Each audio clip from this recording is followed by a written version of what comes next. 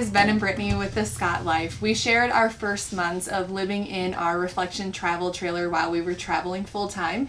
And if you followed along, we have given you monthly reviews, and now we have been MIA for about 4 months, so want to give you a bit of a review of what's been going on in our lives. Usually give you a route, but things have changed on our end. We planned on being in Michigan about a month before our daughter's July 10th due date.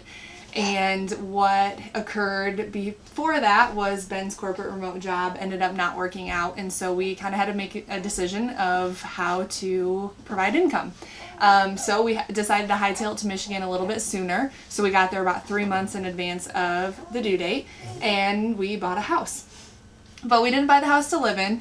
We bought it to flip for profit. Ben is a very handy individual, so we wanted to give it a go at doing a full flip and see what that could do for us.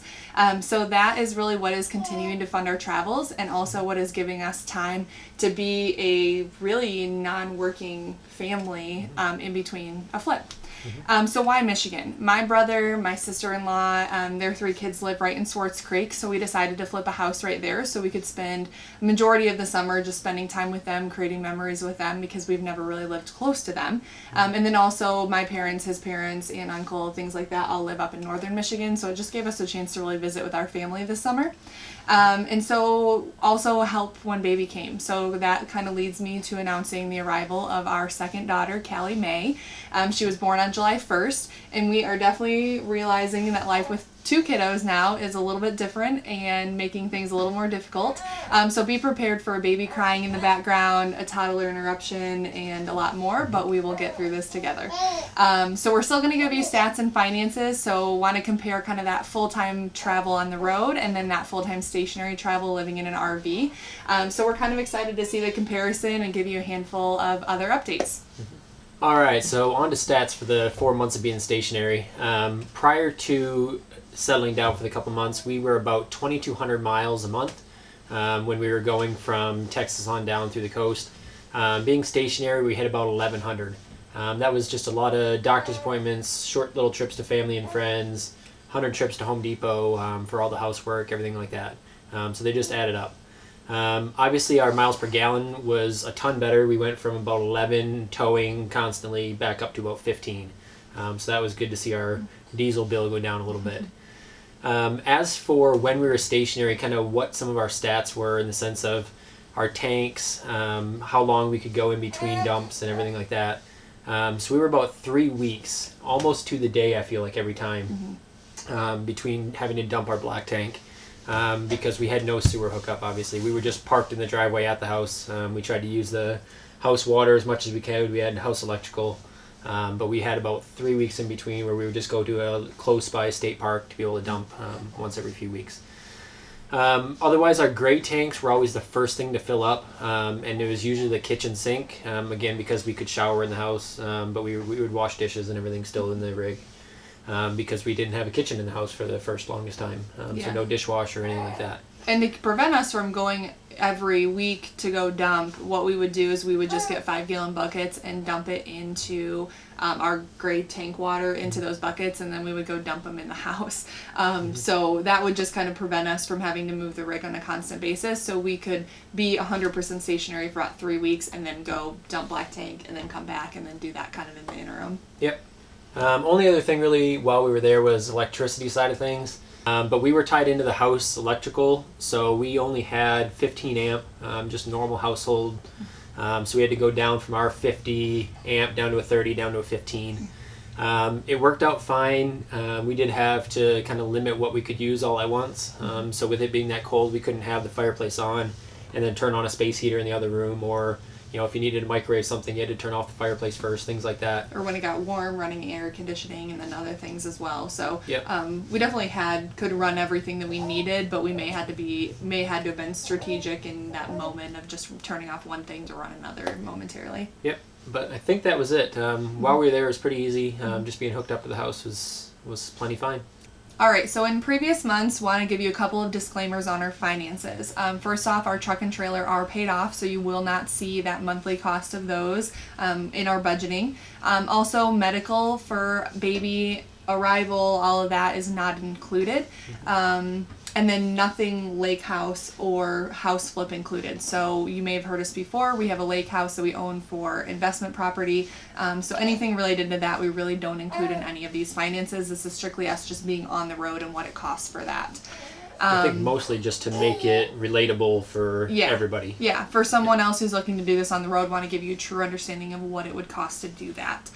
So our average 3 months on the road when we were full-time RVing and traveling, we were $3,865. And then what we saw for the 4 months following when we were stationary was we ended up being about $2,876. So we were about $1,000 less traveling, mainly due to no campground fees, because we parked at the reno house. We didn't have as much gas, so that was great. But then we really did have some pretty high expenses come up in those 4 months where it would have been even further less. One of them was Ben surprised me for my birthday, and we are taking a trip out of the country here soon. And then we had our transmission go on Doug, our truck. And so luckily we had most of that covered under warranty, but it was, about $600 that we had to pay out of pocket for just priority of making it a little bit faster, a little bit better parts on a couple pieces. So we really did have a good couple grand versus of just kind of off expenses that we really wouldn't have seen otherwise. But even so, we did get to save about $1,000 a month. So for 4 months, that was a pretty awesome savings.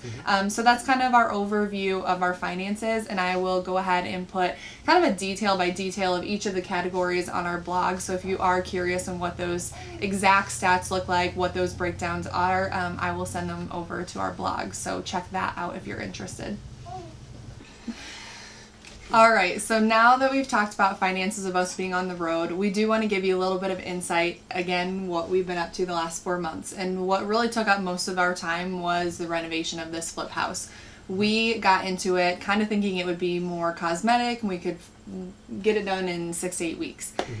That was not the case. We showed up and it took a couple days for it to sink in of what we had truly done because we had bought the house sight unseen. So we ended up, kind of finances of what that looks like for generating income for our family. We ended up buying the house for $103,000.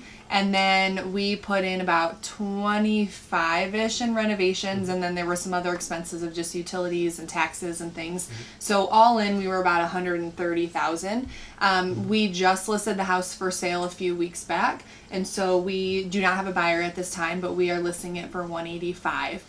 So our goal is to really, in the long run, get about a $40,000 profit on it. And kind of talking about our finances of month to month on the road, that means technically that could get us about 8 to 10 months depending. But we want to also put some money away in savings and things like that. So we our goal is to every about 6 months or so to go ahead and do a house renovation. And so it really worked out for us when we did it in Swartz Creek. And I think we learned a ton of what to do and what not to do. So kind of what our goal for future plans is, it really has been awesome for Ben to be present and available and not working that normal Monday through Friday job. And so we really want to give this a go at us doing this house flip every so often. And so future plans is we are planning on being down in Arizona for part of the winter just to escape the cold.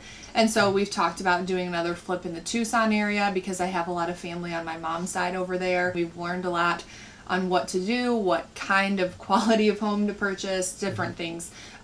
So I'm excited to see what the future will hold with that, and stay tuned because we will more than likely be flipping a house again. So that's kind of the flip house. We'll give you a quick tour on what that house was when we purchased it, and then we'll give you some pictures as well of what it was when we listed for sale. So enjoy.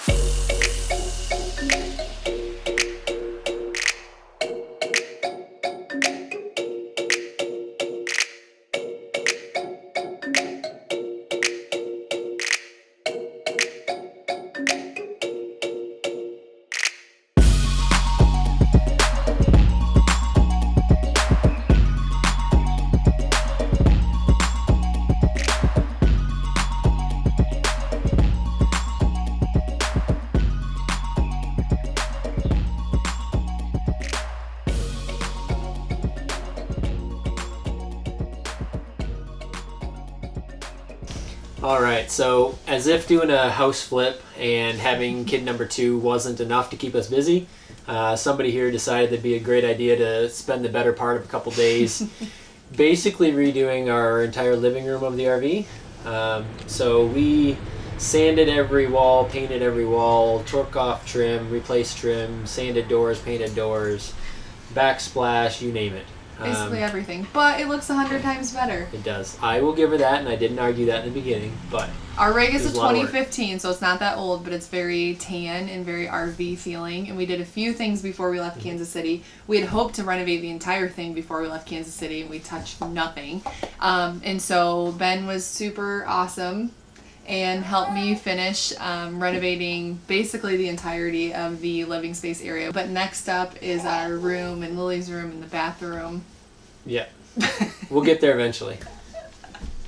All right, so usually we give you guys a breakdown of where we've been for the month, which campgrounds, which parks. But being that we've been stationary for the last few months, we are going to give you a rundown of where we're heading.